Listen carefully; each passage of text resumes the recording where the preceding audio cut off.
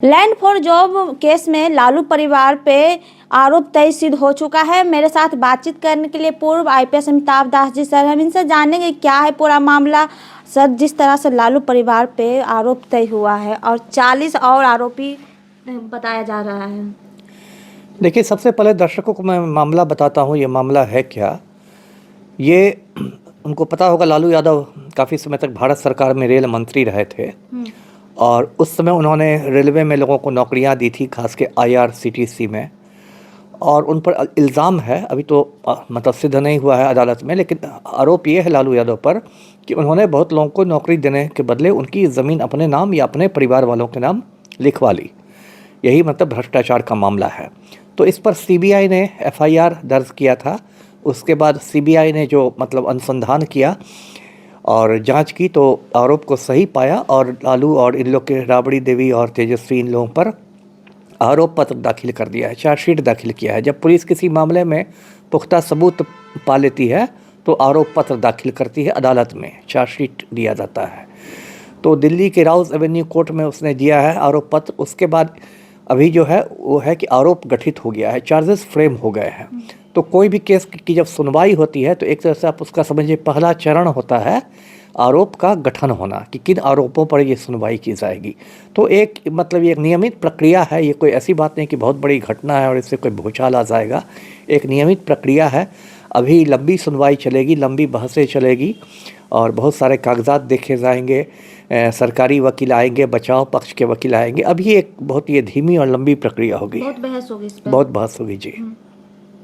तो क्या लालू परिवार पे जिस तरह से आरोप लगा है, तय भी हुआ, तो क्या ये राजनीति पर कोई फर्क पड़ेगा, दबाव बनेगा? देखिए, मेन तो पूरा मामला ही राजनीतिक है। लालू परिवार की घेराबंदी की जा रही है। कभी मतलब देखिए नहीं कुछ मिलता है तो उनका मकान ही खाली करा दिया जाता है।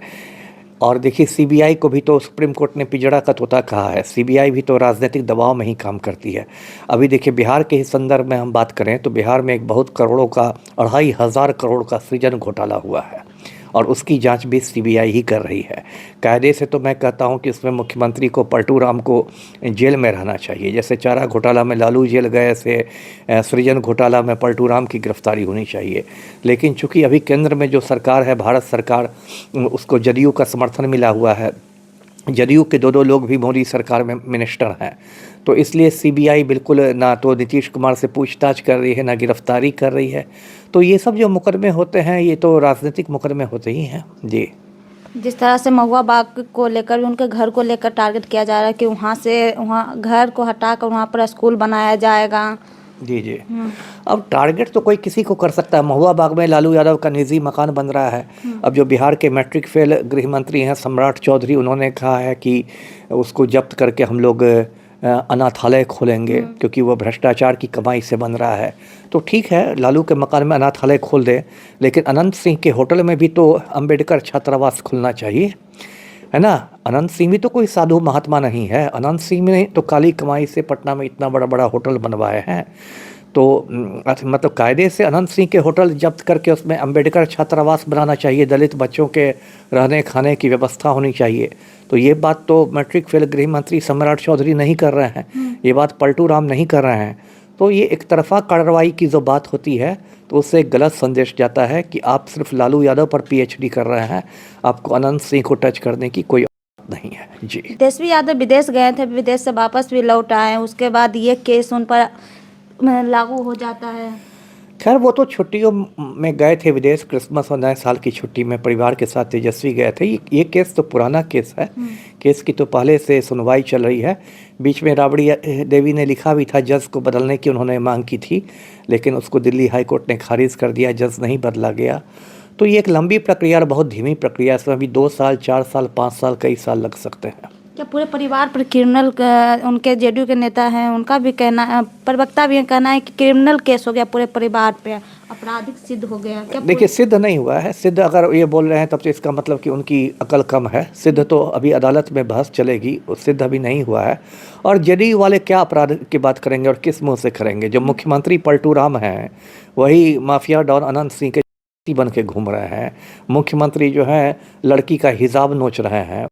की तरह काम कर रहे हैं, तो जदयू वाले किस मुंह से क्राइम की बात करेंगे और माफिया की बात करेंगे। जी, जहाँ सृजन घोटाला की बात होती है तो इधर का ही 71,000 लाख घोटाला जो हुआ है सर, उसका तो कोई ब्यौरा नहीं दिया गया। वही बात, वो भी एक अलग मामला है। अभी जो पिछली विधानसभा थी उसका जो आखिरी सत्र में सीएजी की रिपोर्ट रखी गई विधानसभा में। सीएजी का मतलब होता है कंट्रोलर एंड ऑडिटर जनरल, है ना, नियंत्रक और महालेखा परीक्षक, जो एक संवैधानिक संस्था है। सीएजी की रिपोर्ट में कहा गया है कि बिहार में 71,000 करोड़ रुपए का कोई हिसाब किताब नहीं है। बताइए कितनी बड़ी राशि है। बिहार जो है हिंदुस्तान का सबसे गरीब राज्य है और वहाँ 71,000 करोड़ की कोई हिसाब किताब नहीं हो तो वो बहुत गंभीर मामला है। सरकार का नियम ये है कि यदि सरकारी पैसे को खर्च किया जाता है तो संबंधित विभाग को एक उपयोगिता प्रमाण पत्र जमा करना पड़ता है, यूटिलिटी सर्टिफिकेट। लेकिन बिहार में 71,000 करोड़ रुपए का कोई भी उपयोगिता प्रमाण पत्र नहीं मतलब जमा किया गया है। तो ये अपने आप में एक बहुत बड़ा घोटाला है। तो जरा जदयू वाले थोड़ा इस पर भी प्रकाश डाल रहे हैं। जी, बोले कि इससे आरोपी सिद्ध हो गया तो लालू यादव को इस्तीफा दे देना चाहिए, राष्ट्रीय अध्यक्ष से तेजस्वी यादव को भी नेता प्रतिपक्ष। नहीं, और अनंत सिंह के पलटू राम को कब मुख्यमंत्री पद से इस्तीफा देना चाहिए, है ना। अनंत सिंह के जो हम ये बने हुए हैं पलटू राम, और इन पर भी तो अभी एफआईआर हो गया है। ये जो हिसाब खींचा था पलटू राम ने नुसरत परवीन का, भारत के 3-4 शहरों में एफआईआर हो गया है, प्राथमिकी दर्ज हुई है। एक लड़की की इज्जत पर डाका डालने का मामला है, तो पलटू राम भी इस्तीफा दे दें। जी, नुसरत परवीन तो सर नौकरी ज्वाइन कर ली है। जी, लेकिन वो हिसाब तो उसका नोचा गया ना, एफआईआर तो हो गया ना, उस एफआईआर के आधार पर पलटू राम इस्तीफा दे दें। बिहार के मुख्यमंत्री उन पर एक्शन लिया जाएगा। क्यों नहीं लिया जाएगा? अभी 1-2 साल पहले 2 मुख्यमंत्री जेल गए थे। दिल्ली के मुख्यमंत्री अरविंद केजरीवाल को ईडी ने गिरफ्तार किया था। झारखंड के मुख्यमंत्री हेमंत सोरेन की गिरफ्तारी हुई थी। तो पलटू राम संविधान से ऊपर थोड़े हैं। वही नीतीश कुमार यात्रा भी करने वाले हैं मकर संक्रांति के बाद, ऐसी खबर आ रही है। अब नीतीश कुमार को तो यात्रा करेंगे ही। अभी इनकी एक यात्रा बाकी है, जेल यात्रा, वो भी हो ही जाएगी। जी, बहुत बहुत धन्यवाद मेरे साथ बातचीत करने के लिए। पूर्व IPS अमिताभ दास सर थे। बाकी इस पूरी बातचीत पर आपकी क्या राय, कमेंट बॉक्स में ज़रूर बताइएगा। धन्यवाद।